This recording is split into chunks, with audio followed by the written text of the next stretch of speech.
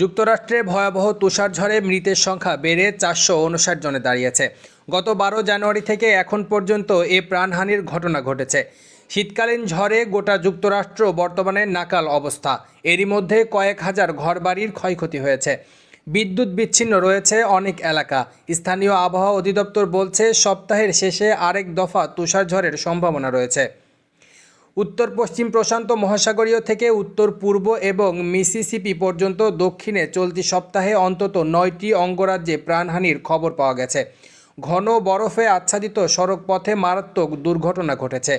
School বন্ধ করা হয়েছে এবং হাজার হাজার মানুষ বিদ্যুৎ বিচ্ছিন্ন হয়ে পড়েছে। ফ্লাইট বাতিল করা হয়েছে এবং 8,000-এর মতো ফ্লাইট বিলম্বিত হয়েছে। টেনিস অঙ্গরাজ্যের স্বাস্থ্য বিভাগ এ পর্যন্ত 14 জনের মৃত্যুর খবর নিশ্চিত করেছে। ওরেগনের কর্মকর্তারা বলেছেন বুধবার বরফের ঝড়ের সময় পোর্টল্যান্ডের একটি পার্ক করা গাড়িতে বিদ্যুৎ স্পষ্ট হয়ে 3 জন নিহত হয়েছেন। পরে একটি শিশুকে উদ্ধার করা হয়েছে। কেনাটাকিতে বৈরী আবহাওয়ার কারণে 5 জনের মৃত্যু হয়েছে। ট্র্যাকিং ওয়েবসাইট পাওয়ার আউটেজ ইউএস জানায় শুক্রবার সন্ধ্যা পর্যন্ত তুষারঝড়ে ওরেগনের 75,000 গ্রাহক বিদ্যুৎহীন ছিল।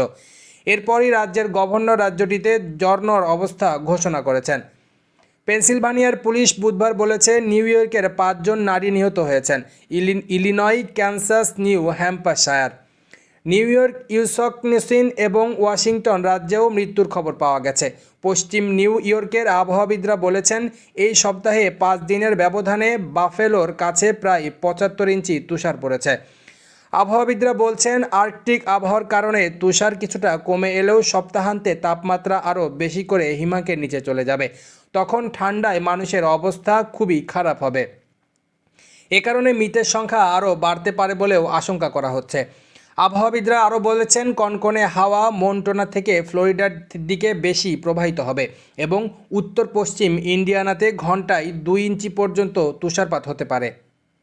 সর্বশেষ খবর পেতে আমাদের নিউজ বাংলা ইউটিউব চ্যানেলটি সাবস্ক্রাইব করুন, ফলো করুন newsbangla.net ফেসবুক পেজটি এবং ভিজিট করুন newsbangla2563.blogspot.com ওয়েবসাইটটি।